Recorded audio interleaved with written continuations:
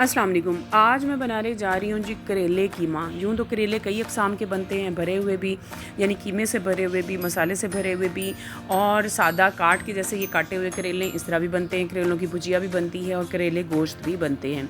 आज जो मैं बनाने जा रही हूँ ये करेले कीमा है, यानी कटे हुए ये करेले हैं छोटे छोटे पीसेस में, और इसके साथ कीमा बड़े गोश्त का कीमा है। करेले अक्सर घरों में चूँकि गर्मियों की सरदार सब्ज़ी है और ज़्यादातर यही बनती है, लेकिन बहुत सारे हमारी फैमिली के जो बच्चे हैं वो भी करेले खाना पसंद नहीं करते, और बहुत सारे बड़े हजरात भी जो हैं करेले खाने से अवॉइड करते हैं क्योंकि कड़वे बनते हैं। तो आज मैं आपको एक ऐसा टोटका बताने जा रही हूँ जिससे आपके करेले बिल्कुल कड़वे नहीं बनेंगे, चाहे आप फौरी उन्हें यानी जल्दी में अगर पकाने और जल्दी धोकर आप उन्हें पकाएं, या फिर देर बाद रखने के बाद नमक लगा के रखने के बाद आप उन्हें निचोड़ें। तो ये टोटका जनाब आपको वीडियो के दरमियान में ही देखने को मिलेगा।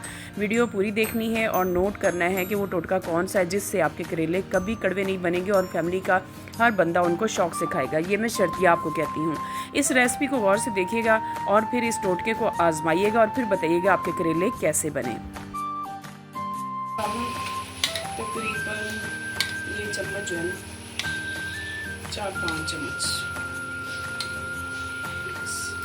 हमने इसमें दही डाली,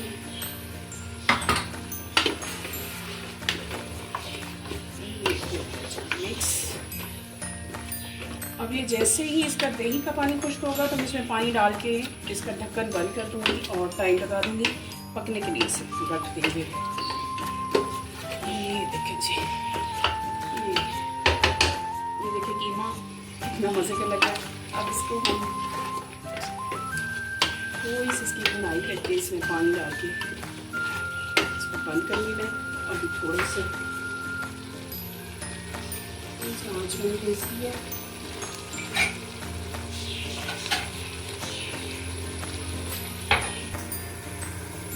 रखा था इन्हें 2 घंटे और उसके बाद इनको वॉश किया है। वॉश करके इनको निचोड़ा है कपड़े में डाल के। अब मैंने शुरू में आपने वीडियो में देखा था कि मैंने लेमन रखे हुए थे काट के। ये लेमन जी इस पर मैं छिड़क दूंगी, निचोड़ दूंगी। ये इस तरह नमक इस पर निचोड़े जी, लेमन निचोड़ के इसको थोड़ा सा हिलाएं। ये तकरीबन मैंने 3 लेमन रखे हुए हैं क्योंकि 1 किलो करेले हैं, तो इनके ऊपर 3 लेमन का जूस जो है वो इसके ऊपर ऐसे डालूंगी। साथ साथ इनको थोड़ा मिक्स करते जाएं ताकि सारे करेलों को लग जाए। ये सारा इस पर जूस लग जाएगा।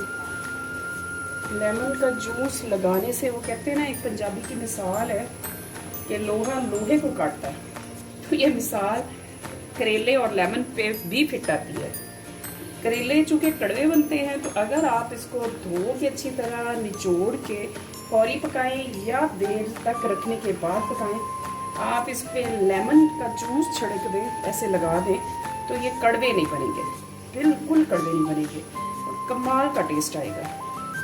ये इस तरह मैंने ये लगा के जूस, ये मैंने इस तरह मिक्स, इसको अच्छी तरह सारे करेलों को जूस लग गया है।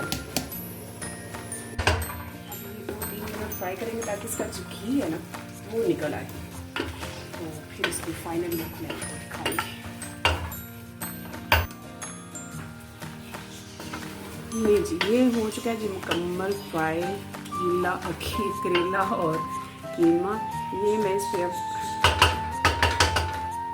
धनिया,